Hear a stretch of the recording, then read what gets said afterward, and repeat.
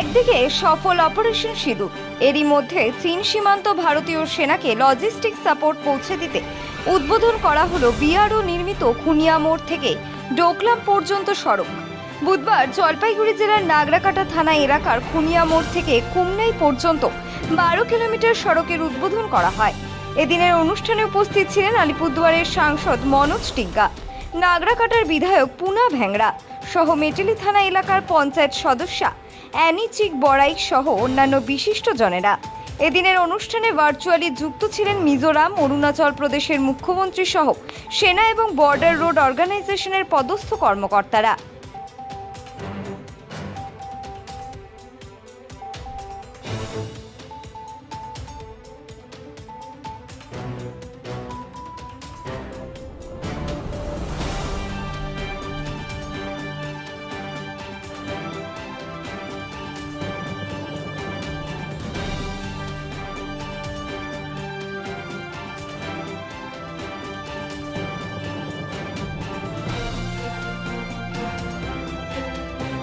বিআরওর তরফ থেকে এই খুনিয়া মোড় থেকে নিয়ে জলঢাকার একটু আগে পর্যন্ত এই রাস্তাটা তৈরি হয়েছে।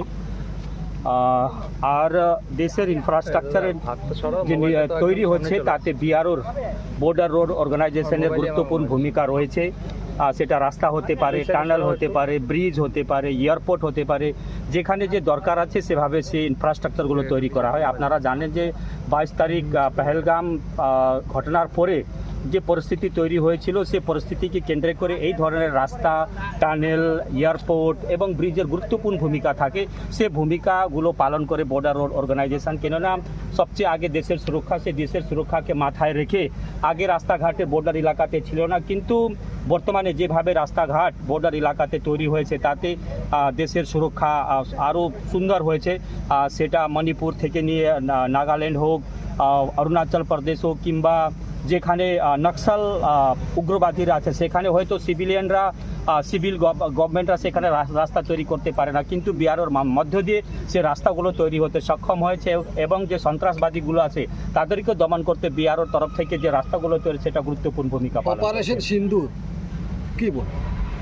দেখুন, আগে আমরা দেখতাম যে আগের সরকারগুলো বলতো যে না, যে ঘটনাগুলো ঘটেছে তাকে আমরা ঘোর নিন্দা করি এবং এটাকে আমরা মানতে পারি না, কিন্তু তার যে বদলা নেওয়া, রিভেঞ্জ নেওয়ার কথা, সেটা কোনোদিনও সে গভর্নমেন্ট নিতে পারেনি। আমরা 3 বার সেটা এর আগেও 2 বার আমরা রিভেঞ্জ নিয়েছি। আর এইখানে স্পষ্টভাবে বলে দিয়েছিলেন আমাদের প্রধানমন্ত্রী যে যারা নিরীহ ধর্ম জিজ্ঞাসা করে যাদেরকে 26 জনকে গুলি করা হয়েছে তাদেরকে কোনো মতেই তাদেরকে ছাড়া যাবে না, সেটা আজকে যে রাত্রে করে দেখিয়েছেন। এবং যে সন্ত্রাসবাদীর যে ঘাঁটি ছিল সে ঘাঁটিকে নষ্ট করে দিয়েছে এবং আমাদের সেনাবাহিনীরও কোনো ক্ষতি হয়নি, এবং কোনো অন্য সাইডের যে সিভিলিয়ানগুলো তারাও কিন্তু ক্ষতিগ্রস্ত হয়নি। যেটা টার্গেট ছিল, যে লক্ষ্য ছিল, সেই লক্ষ্যেই কাজটা হয়েছে। তো যে অপারেশন যে সিন্দুর হয়েছে, নিশ্চিতভাবে যে আমাদের প্রধানমন্ত্রী নরেন্দ্র মোদীজি, স্বরাষ্ট্রমন্ত্রী অমিত শাহজি যা বলেছেন তা করিয়ে দেখিয়েছেন।